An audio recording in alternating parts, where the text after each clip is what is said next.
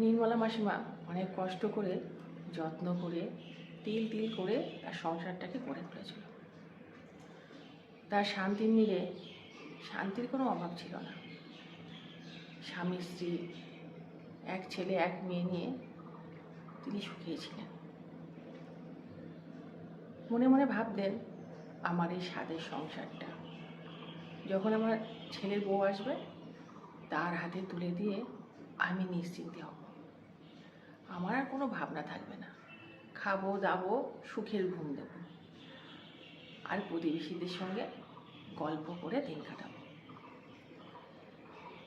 তার এই স্বপ্নই থেকে গেল। ধুমধাম করে ছেলেকে বিয়ে দিয়ে নিয়ে আসলেন। ছেলের বউ ভালো, সুখেই রয়েছে, ভালোই রয়েছে। ওই যে কথাই বলে না, ঘর শত্রু বিভীষণ। সবসময় পরের বাড়ির মেয়ের দোষ দিলেই কি হবে?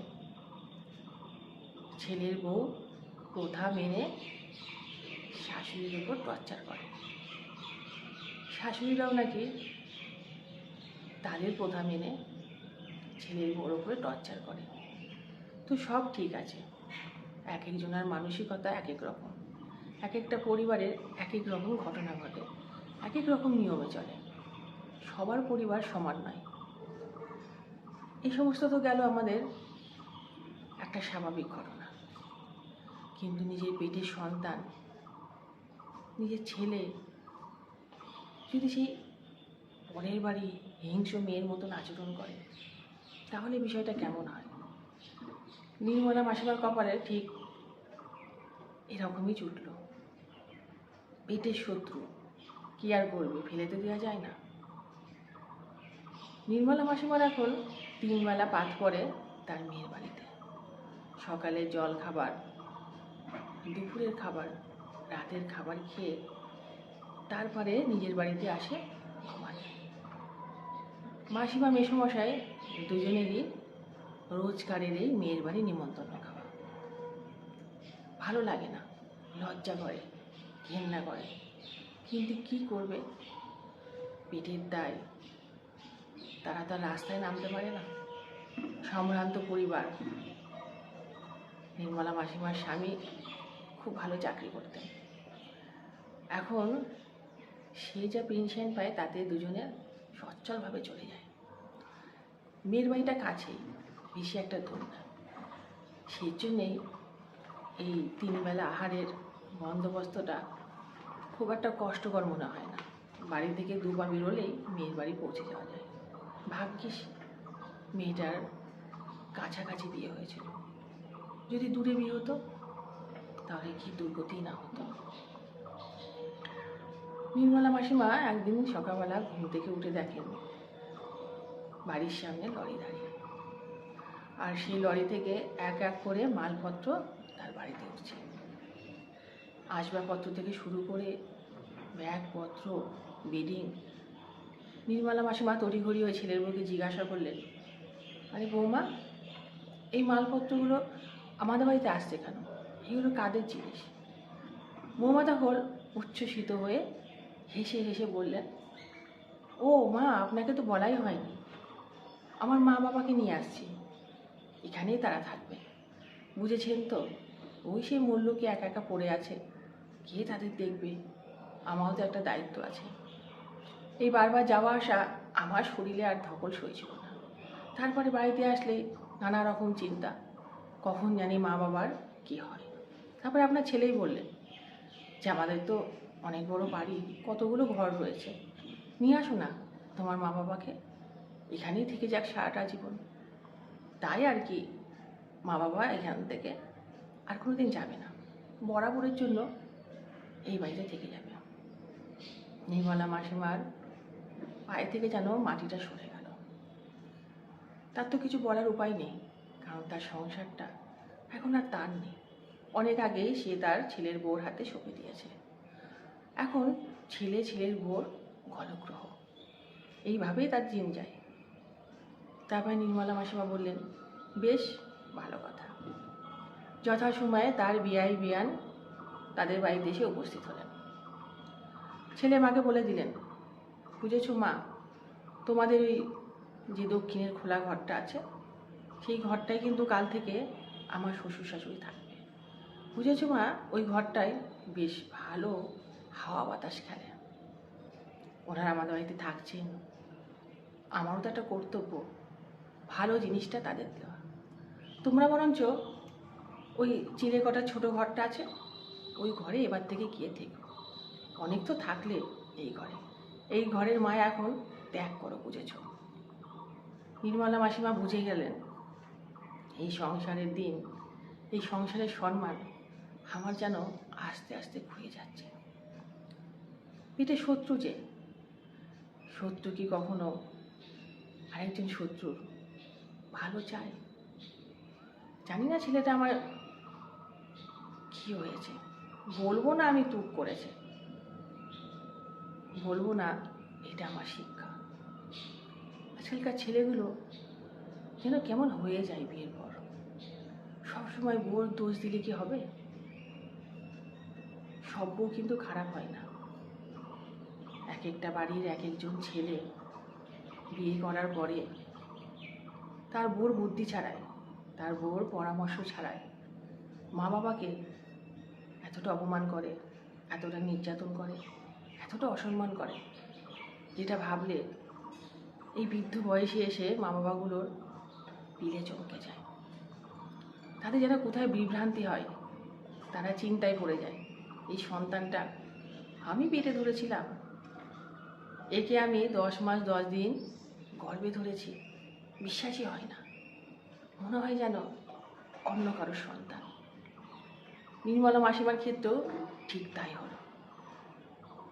দিন দিন ছেলে যেন বদলে গেছে, হিংস্র প্রবৃত্তি হয়ে গেছে। মা বাবাকে এখন আর সহ্য করতে পারে না, কথায় কথায় খোঁটা দেয়, ওষুধ আনতে বললে সে নাকি ভুলে যায়। অথচ দেখো, নিজের শ্বশুর শাশুড়ি এসে রয়েছে, তাদের প্রতি যত্নের কোনো ত্রুটি হয় না।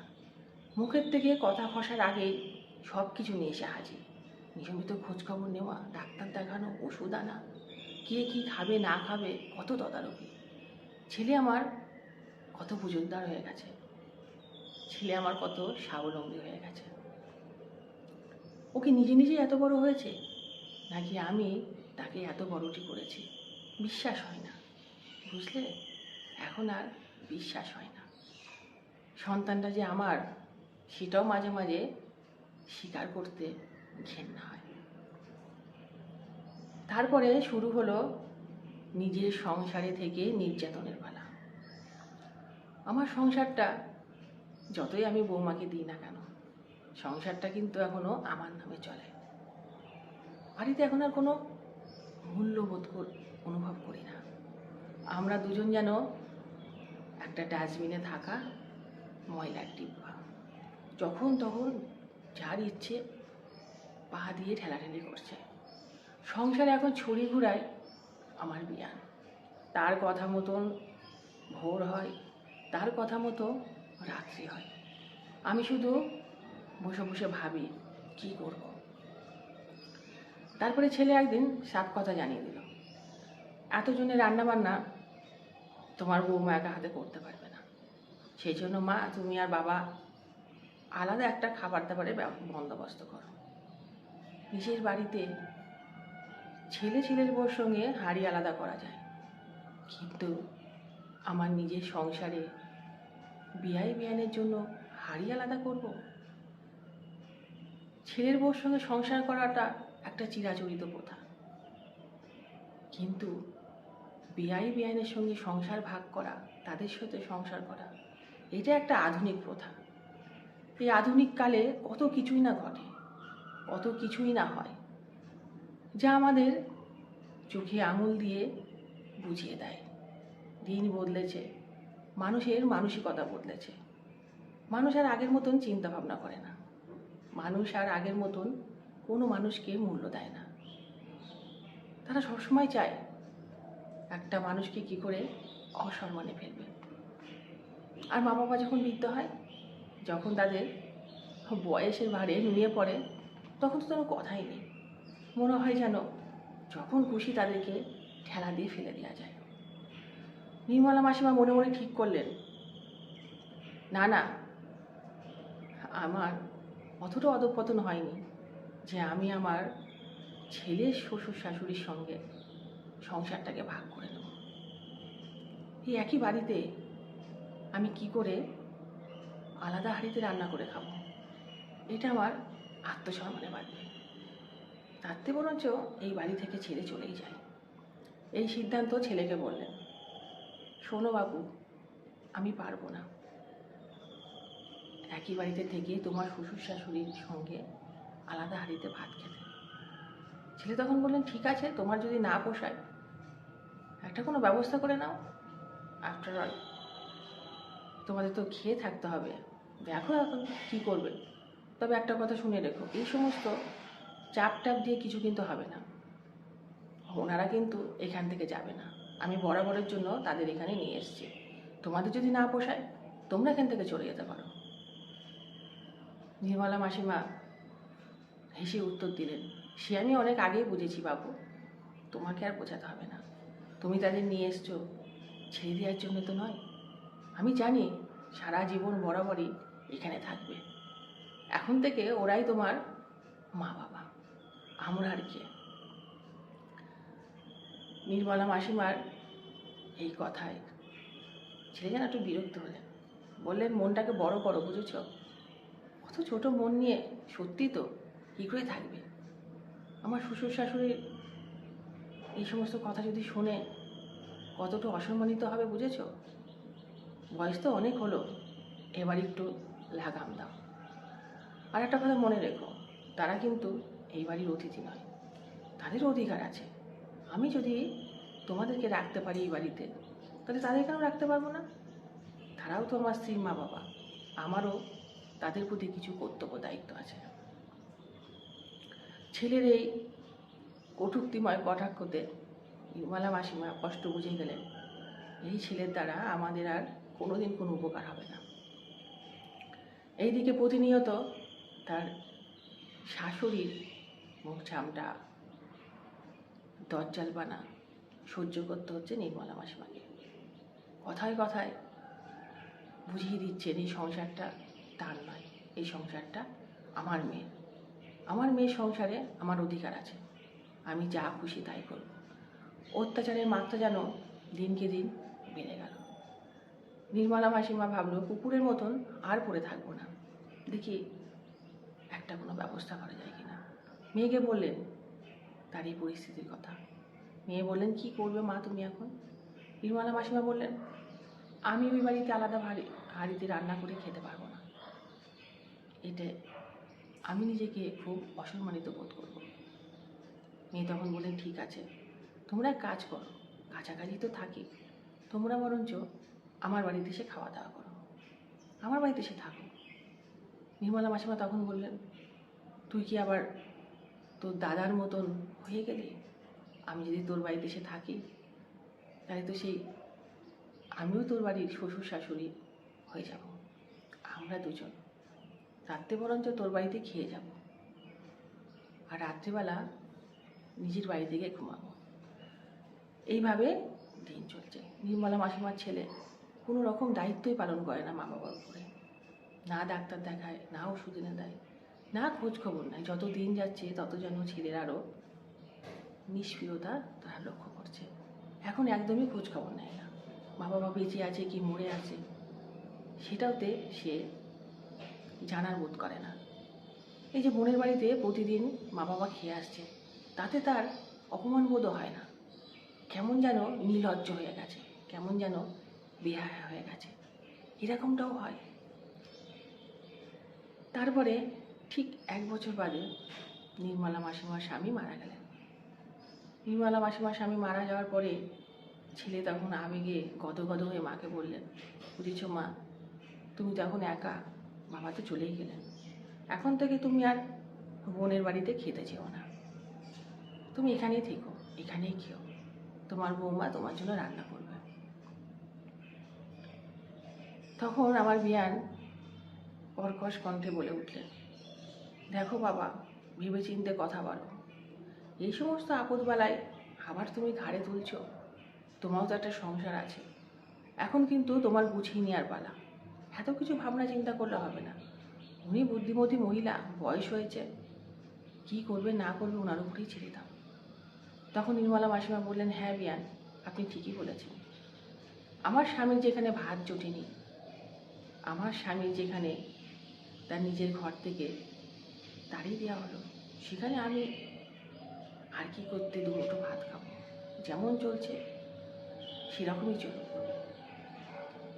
এতেও তাদের অপমান বোধ হয় না, এতেও তাতে লজ্জা হয় না। নির্মলা মাসিমার মতন এরকম অনেক মাসিমা আছে আমাদের সংসারে, আমাদের আশেপাশে। তাদের আমরা কাউকে কাউকে চিনি, জানি, আবার কাউকে কাউকে চিনি না, জানি না। সব মানুষ তার সবাইকে চেনে না। কিন্তু এই যে সংসার ভাগ করা, বেয়াই বেয়ানের সঙ্গে নিজের সংসার ভাগ করা, এটা যে কত বড় অপমান, এটা যে কত বড় একটা অন্যায়, যাদের সাথে হয় তারাই জানে। এগুলো কেন করে এরা? একটা মেয়ের যখন বিয়ে হয়ে যায়, তার মা বাবাকে একা ফেলে শ্বশুরবাড়িতে চলে যায়, সেই মেয়েটা যদি ভাই বোন কেউ না থাকে, নিশ্চয়ই তার কর্তব্য আছে, দায়িত্ব আছে তার মা বাবাকে দেখা। সে অনেক রকম রাস্তা আছে। কিন্তু এই ছেলেগুলো, অনেক বাড়িতে এরকম আছে, তারা শ্বশুর শাশুড়িকে বরাবরের জন্য তার বাড়িতে নিয়ে এসে মা বাবাকে অপমান করে। নিয়ে আসুক, তাদের রাখুক, কিন্তু মা বাবার যে দরজাটা, মা বাবার যে সম্মানটা, সেটা তো তারা দেবে। তারা ভুলেই যায় যে কোন গর্ভে থেকে তাদের জন্ম হয়েছে। তারা বিয়ের পরে শ্বশুর শাশুড়ি করে এমন পাগল হয়ে যায় যে তাদের অজান্তেই তাদের মা বাবাকে প্রতিটা মুহূর্তে অসম্মান করে। এটা কী ধরনের নিয়ম, এটা কী ধরনের প্রথা আমাদের সমাজে এখন খুব দেখা যাচ্ছে। কিছু হলেই শ্বশুর শাশুড়িকে নিজেদের বাড়িতে নিয়ে আসছে বরাবরের জন্য, তাদেরকে আদর করছে, যত্ন করছে। নিশ্চয়ই করবে, কেন করবে না? তাদেরও আদর যত্ন দরকার। কিন্তু তাদের আদর যত্ন করতে গিয়ে নিজের যে মা বাবাকে অসম্মান করছে, বঞ্চিত করছে, তারা সেই দিকে খেয়ালই করে না। এতে যে তাদের মা বাবারা অসম্মানিত হচ্ছে, এই একটা এমন সমস্যা, অনেক বাড়ির গোপন সমস্যা। এই সমস্যাগুলো ওই বৃদ্ধ বৃদ্ধারা কাউকে মুখ ফুটে বলতে পারে না যে দেখো আমার ঘরে একটা কুলাঙ্গার জন্ম হয়েছে, আর সেই কুলাঙ্গারের কাজকর্মগুলো দেখো। একজন বয়স্ক মা বাবা তার ছেলের বউ, সে যেরকমই হোক না কেন, যত খারাপ হোক ভালো হোক, সেটা তার সংসারের ব্যাপার, তার নিজস্ব ব্যাপার। সে কিন্তু এই নিয়েই সারা জীবন কাটিয়ে দিতে পারে। কিন্তু একজন বাইরের লোক যখন তার সংসারটাকে দখল করে, তার নিজের গড়া সংসারে এসে ছড়ি ঘুরায়, তাদের কথা মতন সব কিছু চলে, তখন বোঝা উচিত সে এই বয়স্ক দম্পতিদের মনের অবস্থাটা কি হয়। সব বেয়াই বেয়ান খারাপ হয় না, কিন্তু যাদের কপালে এরকম বেয়াই বেয়ান জোটে, যারা নাকি নিজেদের বাড়ি ঘর বিক্রি করে দিয়ে সমস্ত জিনিসপত্র নিয়ে মেয়ের শ্বশুর বাড়িতে এসে ওঠে, তাদের কি কোনো নাক লজ্জা নেই? তাদের কোনো আত্মসম্মানে বাঁধে না? তারা কি চিন্তা ভাবনা করে যে আমি আমার মেয়ের বাড়িতে গিয়ে আমার মেয়ের শ্বশুর শাশুড়িকে জ্বালাতন করব? এইগুলোকে ভদ্রতা বলে না, এইগুলোকে সম্মান বলে না। প্রত্যেকটা মানুষের একটা নিজস্ব সম্মান আছে। তারা সেই জায়গায় থাক, কেন সেই বাউন্ডারিটাকে ভাঙে? কেন মেয়ের শ্বশুরবাড়িতে অযাচিতভাবে থেকে সেইখানে শিকড় গাড়ার চেষ্টা করে? এতে তারা বোঝে না যে তার মেয়ের সংসারটার কী পরিস্থিতি হচ্ছে, বা আমি যার সংসারে যাচ্ছি সেখানে আমার কি অধিকার আছে? আমার মেয়ের অধিকার আছে অবশ্যই, সেটা তার শ্বশুরবাড়ি। শ্বশুর শাশুড়ি যতদিন ততদিনে হয়তো শ্বশুর শাশুড়ির নাম বলে সে সংসারে রয়েছে, কিন্তু শ্বশুর শাশুড়ি গত হওয়ার পরে তার তো নিজের সংসার হবে, সে তখন বলবে এটা আমার সংসার। তারা কেন আগাছার মতন এসে উৎপাত করে? যখন মেয়ে শ্বশুর বাড়িতে আসবে, মেয়ের বাবা, ছেলের শ্বশুর শাশুড়ি তাদের সম্মানটা থাকবে সবার ওপরে। তারা অতিথি, এটা ভুলে গেলে চলবে না। তারা কিন্তু এই বাড়ির অধিকার নিতে পারে না। তারা কিন্তু মেয়ের শ্বশুর বাড়ির অংশীদার নয়, শুধুমাত্র তারা অতিথি। এই কথাটা মনে রাখতে হবে। অযথা আগাছার মতন কেড়ে বসে তারপরে একটা বৃক্ষ হওয়ার আশায় এই যে কিছু ছেলে শ্বশুরবাড়ির শ্বশুর শাশুড়ি এসে থাকে, এইগুলো একজন বয়স্ক মা বাবার পক্ষে কতটা অসম্মানজনক, কতটা বিপজ্জনক এবং তাদের ভবিষ্যৎটা কতটা অনিশ্চিত, সেটা অনেকেই বোঝে না। এই বৃদ্ধ বয়সে এসে বেআই বেআইনের সঙ্গে সংসার ভাগ করে নেওয়া যে কতটা অসম্মানের জায়গা, কতটা যন্ত্রণার জায়গা, এই সমস্ত কুলাঙ্গার ছেলেপেলেরা, এই সমস্ত পেটের শত্রুরা কোনোদিনই বুঝবে না।